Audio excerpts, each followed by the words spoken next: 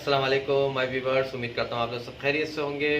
तो मेरे पास काफ़ी रिक्वेस्ट आई थी मेरी ईमेल पे कि सर आप SBLC यानी कि stand by letter of credit आप हमें बताएं कि इसको मोनेटाइज कैसे कराते हैं, एक्सेप्ट कैसे होती है और क्या क्या रिक्वायरमेंट जो है होती है और किस पर्पस के लिए हम लोग यूज़ कर सकते हैं। तो वन बाय वन करके ये मेरी वीडियो आप लोग पूरी देखें। ये बैंक फाइनेंस की है, मैं बैंक इंस्ट्रूमेंट भी प्रोवाइड करता हूँ और अच्छी गाइडेंस भी देता हूँ।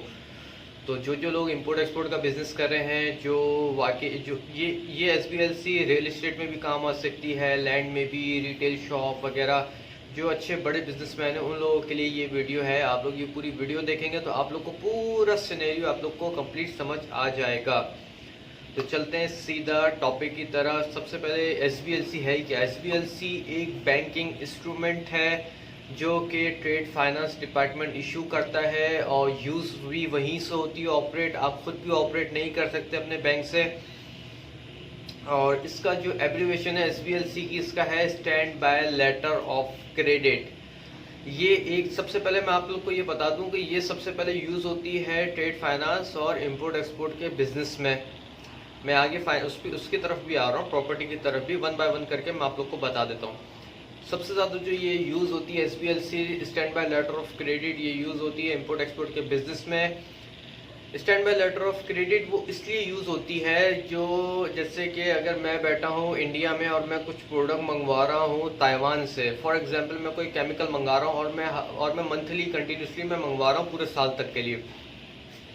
तो एक ही बार मैंने SBLC इशू कर दी, क्या for example 1 million US dollar की, और मेरा कार्गो पार्शली आए जा रहा है पूरे साल तक। तो एक बार एक तो इसके लिए भी ये यूज़ होती है। दूसरा, ज़्यादातर जो SBLC जो लोग जो यूज़ होती है वो होती है 99% जो है मोनेटाइजेशन के लिए। अब मोनेटाइजेशन है क्या चीज़? मोनेटाइजेशन ये होता है कि अगर मैंने SBLC इशू कर दी किसी को, अगर मेरे अकाउंट की वर्थ है फॉर एग्जांपल के 100 मिलियन और मैंने 50 मिलियन की SBLC मैंने इशू कर दी मार्केट में, तो वो 100 मिलियन जिसको मैं बेच रहा हूँ तो वो उसको इन कैश करा सकता है, कैश करा सकता है। वो कैसे कैश करा सकता है वो भी मैं आप लोग को बता देता हूँ। वो इस तरह कैश करा सकता है कि अगर मैंने किसी मलेशिया के बैंक से मैंने फॉर एग्जांपल मैंने मे बैंक की SBLC मैंने किसी को दे दी 50 मिलियन US डॉलर की, और सामने वाले को कैश कराना है तो वो अपने बैंक में जाएगा, अपने बैंक में जाके सब कुछ देगा, मैं उसको ड्राफ्ट दूंगा, वो उसका बैंक उसको या तो कैश दे देगा 50 मिलियन US डॉलर का, या तो उसको ट्रेड फैसिलिटी दे देगा। वो डिपेंड करता है कि जो उसको इनकैश करा रहा है कि उसका अकाउंट की वर्थ कैसी है, हेल्दी अकाउंट है कि नहीं, या जस्ट ओके क्लाइंट है। एक तो ये चीज़ यूज़ हो गई। दूसरा, SBLC बैंक, अगर मैं आपको SBLC दे रहा हूँ तो आप वो SBLC एज अ प्रॉपर्टी में भी इन्वेस्ट आप कर सकते हैं। फॉर एग्जाम्पल कि मैंने आपको SBLC दे दी, अब आपको समझ आ रही कि यार ये प्रॉपर्टी है, मुझे कैश नहीं चाहिए, बैंक मुझे फैसिलिटी दे रहा है कि हम आपको इन्वेस्ट कर देते हैं 50 मिलियन US डॉलर। अब आप बोलोगे यार ये वाला प्रोजेक्ट मुझे समझ में आ रहा है, ये ज़मीन है और इसकी वर्थ है 40 million US dollar for example. तो आप बैंक को जाके पूरी फैसिलिटी देंगे, बैंक ओके करेगा, अप्रूव करेगा, वेरीफाई करेगा हर चीज़, 40 मिलियन डॉलर की वो आपको परचेस करके प्रॉपर्टी आपके इन हैंड दे देगा। और जो 10 मिलियन जो US डॉलर जो रह जाएंगे वो शायद आपको ट्रेड फैसिलिटी दे दे। ट्रेड फैसिलिटी आप कुछ इंपोर्ट कर सकते हैं गुड्स अपने 10 मिलियन US डॉलर की, और या तो वो आपको कैश दे देगा। ये इन चीज़ों में SBLC ज़्यादातर यूज़ होती है। अब जो लोगों का जो क्वेश्चन है, जो लोगों को नहीं पता है कि SBLC मोनेटाइजेशन कैसे होती है, ऐसा क्या तरीक़ेकार होता है, ये मैं पूरी वीडियो में आप लोग को बता रहा हूँ। पूरी वीडियो देखें।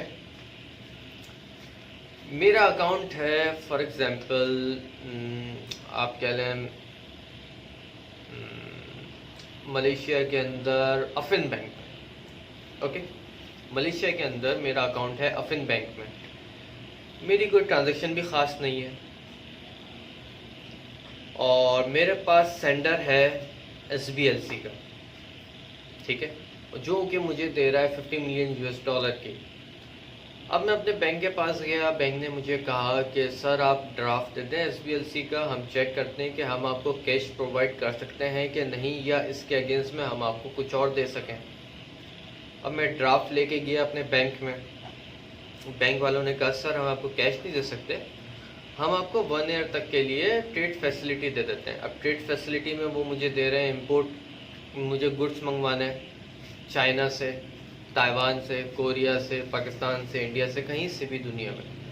तो वो जो शिपिंग के डॉक्यूमेंट्स आएंगे, जो इनवॉइस वैल्यू होगी, बैंक उसके कट करेगा और शिपिंग के डॉक्यूमेंट्स मुझे दे देगा। तो ये मैं 1 ईयर तक मैं ये यूज़ कर सकता हूँ।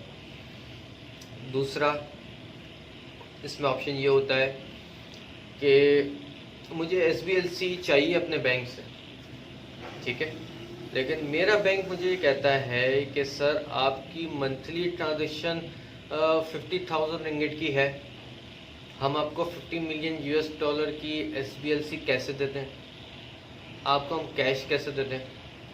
तो इस सूरत में बैंक आपको ये कहता है कि सर आप हमारे ओके क्लाइंट हैं, लेकिन हेल्दी आपका अकाउंट नहीं है, तो आप हमें किसी बड़े बैंक से गारंटी लेके आए तो हम आपको फंड ट्रांसफ़र कर देते हैं, no problem.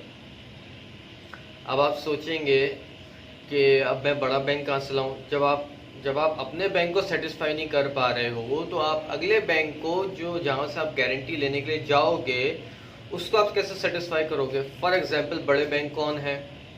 Bank of China, JP Morgan Chase, Barclays, Deutsche Bank, HSBC, OCBC, Standard Chartered, ये सारे बड़े बैंक हैं, टॉप 10 के बैंक हैं। अगर इन बैंक के मैं आपको ट्रेड फाइनेंस के व्हाट्सएप नंबर दे दूं, आपको ईमेल दे दूं, उन बंदों के विजिटिंग कार्ड दे दूं, आप कैसे उनको कन्विंस कर सकेंगे कि भाई मुझे आप लोग SBLC दे दें 50 मिलियन US डॉलर की और मैं अपने बैंक को दूंगा और बैंक मुझे कैश देगा। आई एम गारंटेड कि वो आपको एक तो देगा क्यों और दूसरा आप कन्विंस कैसे करोगे। तो इस सूरत में जो एजेंट होते हैं मार्केट में बैठे हुए वो अपनी चार्ज करते हैं फीस। वो आपको बड़े बैंक से SBLC लेके, अच्छा SBLC की जो मिनिमम जो टाइम पीरियड होता है 1 ईयर एंड 1 डे मिनिमम, फिर उसको एक्सटेंशन भी होती है, एक्सटेंशन रोल ओवर होता है, दूसरी चीज़ होती है, वो मैं अभी आप लोग को इस वीडियो में बता देता हूँ। अब आप गए किसी एजेंट के पास, किसी कंसल्टेंट के पास, उसने कहा ओके सर मैं आपको स्टैंडर्ड चार्टर्ड बैंक की मैं आपको 50 मिलियन US डॉलर की दिलवा देता हूँ। आपने कहा ओके, लेकिन बैंक आपको क्यों देगा? जब छोटा बैंक आपको नहीं दे पा रहा है तो बड़ा बैंक आपको क्यों देगा? पॉइंट है। उस सूरत में बैंक आपसे चार्ज करते हैं स्मॉल सी फीस, जिसको कहते हैं आप या तो उसके चार्जेस कह लें या असल में जो होती है वो एनुअल मेंटेनेंस फीस होती है वो, ओके। अब बैंक बोलेगा कि ठीक है हम आपको 50 मिलियन US डॉलर की, स्टैंडर्ड चार्टर्ड बैंक आपको कह रहे हैं कि हम आपको 50 मिलियन US डॉलर की हम आपको दे देते हैं, लेकिन हम फीस चार्ज करेंगे फॉर एग्जांपल 2% या 3% को चार्ज करेंगे आपसे। आपने उनको 2-3% देनी है, वो SBLC आपके बैंक में हिट करवा देंगे। अच्छा, अब आप जब बैंक में हिट हो गई तब आपके पास ऑप्शंस होते हैं कि या तो आप उसको ट्रेड फैसिलिटी में यूज़ कर लें इंपोर्ट एक्सपोर्ट के बिजनेस में, या तो आप कैश ले लें। अब वो डिपेंड करता है कि आपका कोऑर्डिनेशन कैसा है अपने बैंक के साथ, आपके रिलेशन कैसे हैं ट्रेड फाइनेंस डिपार्टमेंट में। अब इसमें क्या होता है कि अब आपको फॉर एग्जाम्पल आपको कैश मिल गया, ओके, आपको 50 आपने SBLC हिट करा दी अपने बैंक में, स्टैंडर्ड चार्टर्ड बैंक से आपने अपने बैंक में SBLC हिट करा दी 50 मिलियन US डॉलर की। अच्छा, अब बैंक आपको 50 मिलियन US डॉलर नहीं देगा, जो आपका जो बैंक होगा वो उस SBLC का 70% देगा।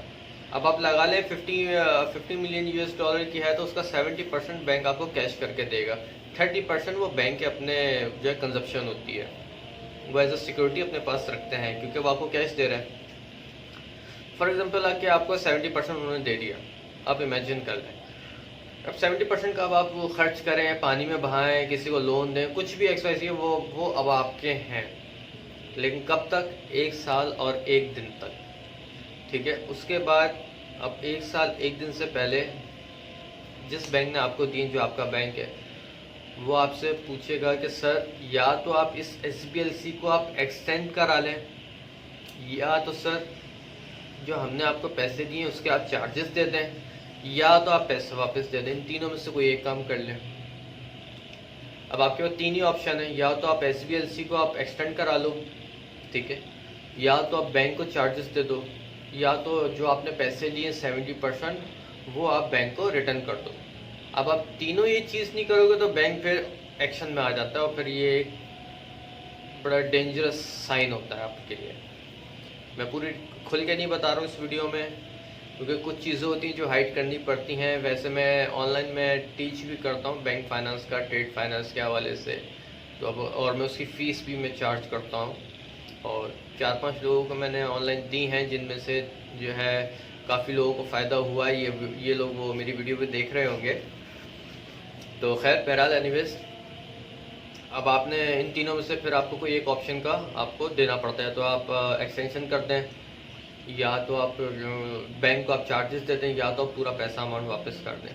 तो ये इसका पूरा एक सिनेरियो होता है SBLC का। अब SBLC में भी बहुत सी किस्में होती हैं। फॉर एग्जांपल कि SBLC एक्सटेंशन रोल ओवर नहीं होती है, जो 1 साल की ही होती है, और 1 साल के बाद फिर आप उसको एक्सटेंड नहीं कर सकते। रिकॉर्ड्स होती है, नॉन रिकॉर्ड्स होती है, ऑपरेटिंग होती है, नॉन ऑपरेटिंग होती है। अच्छा, ऑपरेटिंग और नॉन ऑपरेटिंग में क्या फ़र्क है, ये आप लोग को गूगल पे नहीं मिलेगा, ये मैं आप लोग को बता देता हूँ। ऑपरेटिंग नॉन ऑपरेटिंग में फ़र्क क्या है SBLC का। फॉर एग्जांपल, आप पाकिस्तान में रह रहे हैं किसी अपार्टमेंट के अंदर रेंट पे, ठीक है।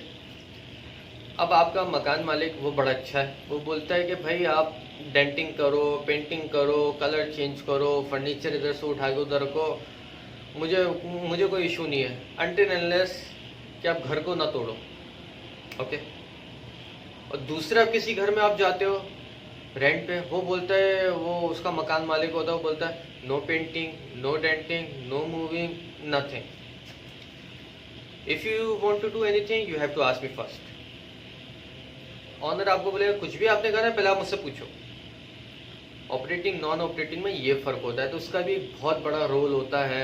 SBLC जब इशू हो रही होती है, जो इशूइंग बैंक होता है, ये सारी गाइडेंस आपने उसको बतानी पड़ती है। तो मैं प्रेफर करता हूँ नॉन ऑपरेटिंग की, वरना ज़्यादातर जो इशू होती हैं वो ऑपरेटिंग होती हैं, लेकिन मैं प्रेफर करता हूँ नॉन ऑपरेटिंग। ज़्यादा फ़र्क नहीं होता है। SBLC का जब इशू होती है तो उसमें एक लाइन बस लिखी जाती है, वो मैं आप लोग को अभी दिखा नहीं सकता हूँ, क्योंकि ज़ाहिर है कि ये पब्लिक डोमेन है। बहुत सी चीज़ें ऐसी होती हैं कि कुछ हाइड भी करनी पड़ती हैं, गाइडेंस देनी पड़ती हैं, मैं पब्लिक डोमेन पे आके इस तरह शेयर नहीं कर सकता हूँ। तो आप लोग इंशाल्लाह मुझे ईमेल करेंगे, कुछ पूछेंगे SBLC मोनेटाइजेशन के हवाले से, ट्रेड फाइनेंस के हवाले से, तो मैं कोशिश करूँगा कि ज़्यादा से ज़्यादा आप लोग को नॉलेज दूँ। बाकी आप लोग अगर मुझसे अपॉइंटमेंट लेना चाहते हैं ऑनलाइन, स्काइप पे या जूम पे या व्हाट्सएप पे वीडियो कॉल पे, तो उसकी मैं अलग से फ़ीस चार्ज करता हूँ। वो मैं आप लोग को, जब आप लोग मुझे इनबॉक्स करेंगे, ईमेल करेंगे, तो मैं आप लोग को बता दूँगा। आप लोग अपना केस मुझसे पूरा डिस्कस भी कर सकते हैं। आप लोग दुनिया में कहीं से भी हो, India, Pakistan, Bangladesh, Malaysia, Australia, Singapore, कहीं से बहुत सारे लोग मेरी वीडियो देखते हैं, मुझे पता है। और क्योंकि मुझे ईमेल्स भी आती हैं, जब मैं ईमेल्स खोलता हूँ बहुत सारी होती हैं, कुछ स्टूडेंट्स की होती हैं किसी हवाले से, कोई लेटर ऑफ क्रेडिट के हवाले से, कोई बिल ऑफ लेडिंग के हवाले से। तो आप लोग मेरी वीडियो देखा करें, अपने दोस्त साहब आपसे भी शेयर किया करें, क्योंकि जितनी मेरे पास नॉलेज होती है मैं आप लोगों से सब शेयर करता हूँ। लेकिन कुछ चीज़ें ऐसी होती हैं जो मैं पब्लिक डोमेन पे नहीं कर सकता, वो कॉन्फिडेंशियल चीज़ें होती हैं बैंक की। तो आप लोग मेरी वीडियो देखते रहा करें, अपने दोस्त साहब आपसे शेयर करें। फिर इंशाल्लाह आप लोगों से अगली वीडियो में मुलाकात होती है। अपना जो है बहुत ज़्यादा ख्याल रखें। अल्लाह हाफ़िज़।